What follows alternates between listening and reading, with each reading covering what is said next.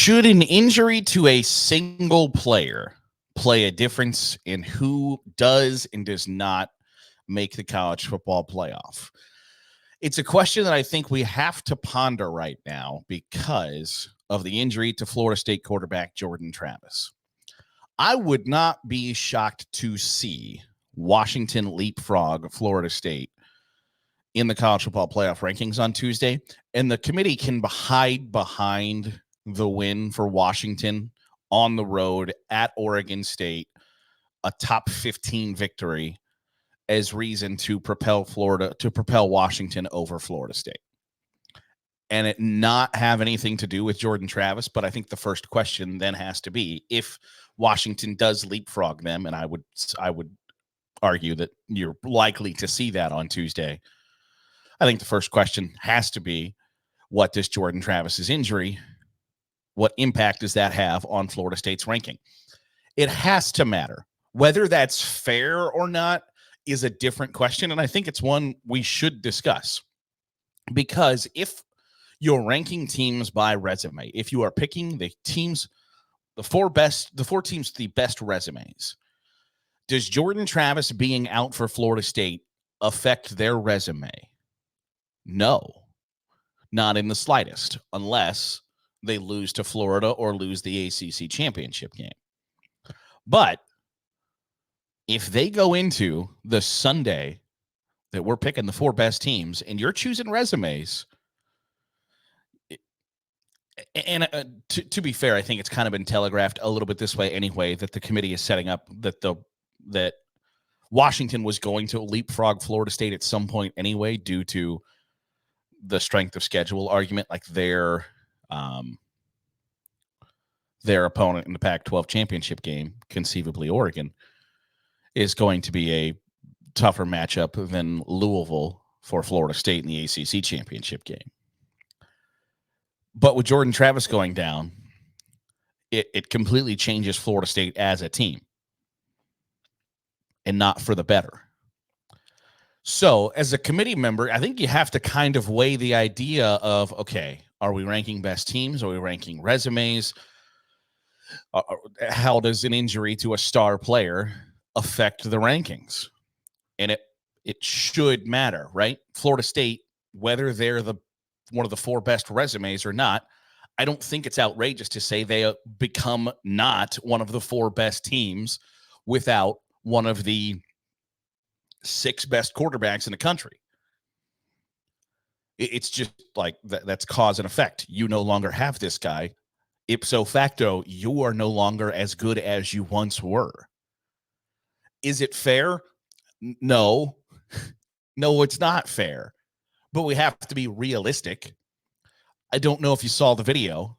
I hope you didn't, because I did, and I didn't. I hope I don't really ever see it again, because didn't like that. I don't like when I get like 4 text messages in a row from people. It's like, did you just see that?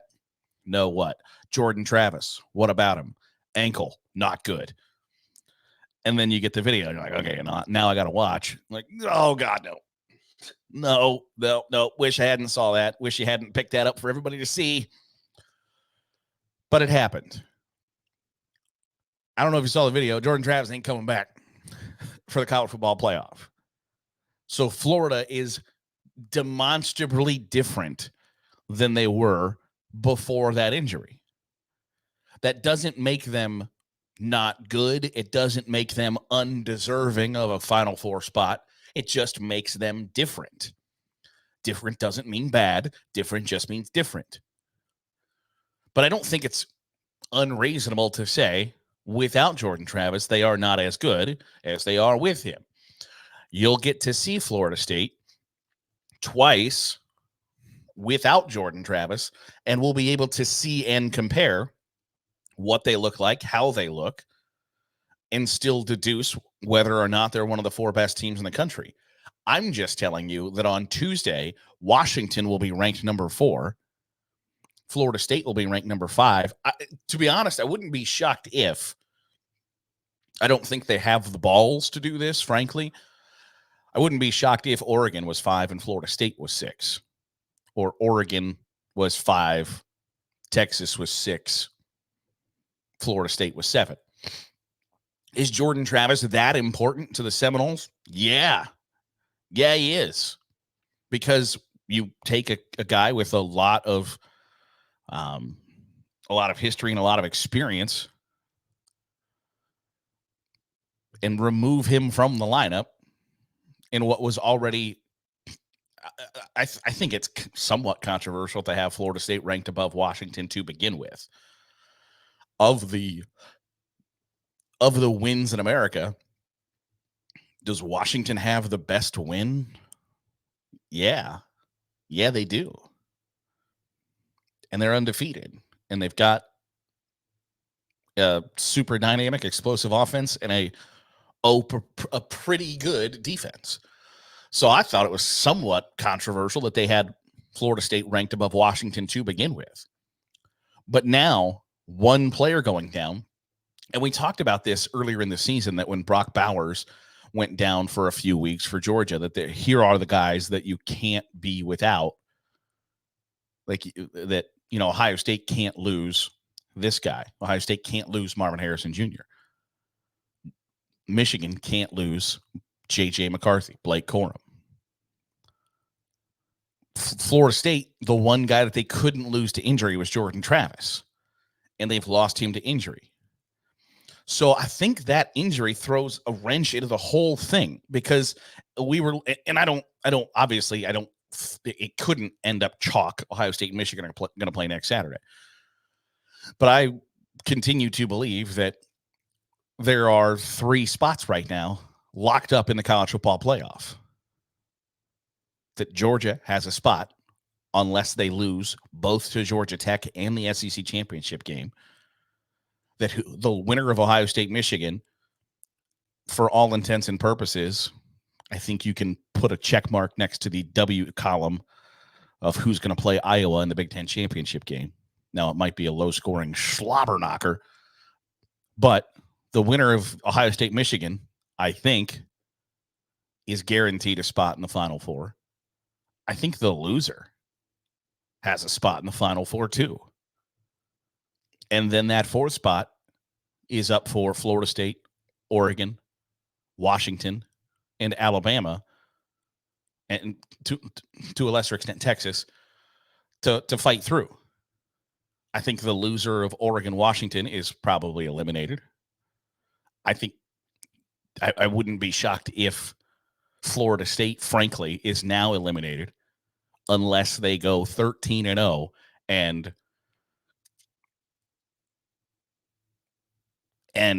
things stay the same above them. I don't. Florida State has to go perfect and has to get some help, I think, at this point, because I'm here to tell you that without Jordan Travis, I think 12-1 Texas gets in over 13-0 Florida State.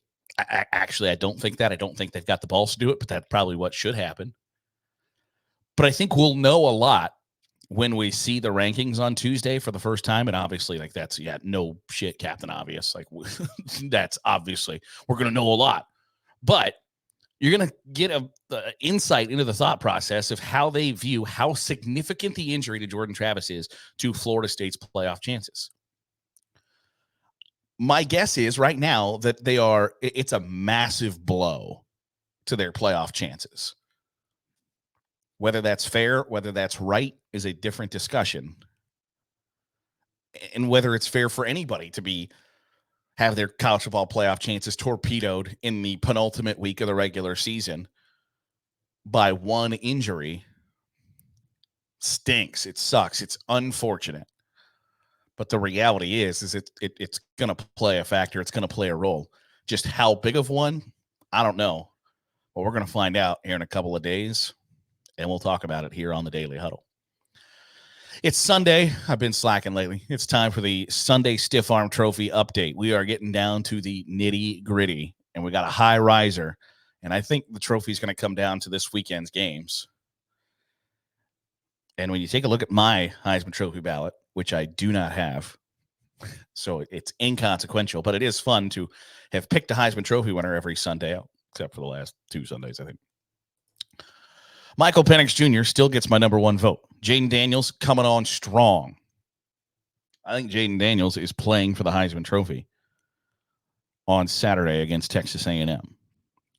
Now, I don't think he can have another 8-touchdown game like he had yesterday, but I think Michael Penix Jr.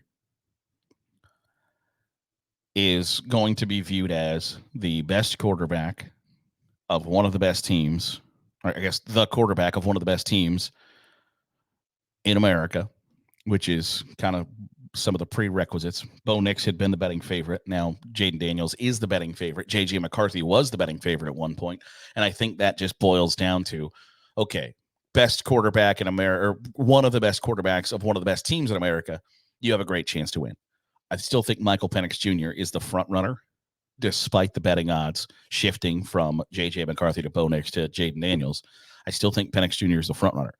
If Jaden Daniels has even a remotely, if he has a above average game on Saturday, which is very, very good performance for everybody else in America, I think he wins the Heisman Trophy. And if you go back into the early, like one of the first couple of episodes of this podcast, I told you that LSU would win the national championship this year, but I told you that Jaden Daniels would win the Heisman Trophy.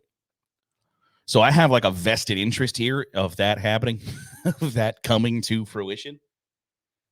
But still, right now, Penix Jr. would get my vote, and I would agonize over it for a long time before I hit submit.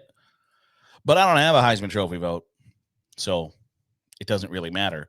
I would like one, though, if you could get me in contact with whoever. We can make that happen. I'd be willing to do that. Take one for the team and vote for the Heisman Trophy. So that'll do it for this episode of the Daily Huddle. We'll be back at it tomorrow. It's rivalry week all over college football. We'll preview all of them this week. Looking forward to chatting college football with you here on the Daily Huddle on Saturday Glory. If you're watching on YouTube, hit the subscribe button. Make sure you're getting all the great college football content we're pumping out here at Saturday Glory. If you are listening on the podcast, drop a 5-star review. It goes a long way in helping us get in front of more college football fans. Back at it tomorrow. We'll see you then here on the Daily Huddle with Saturday Glory.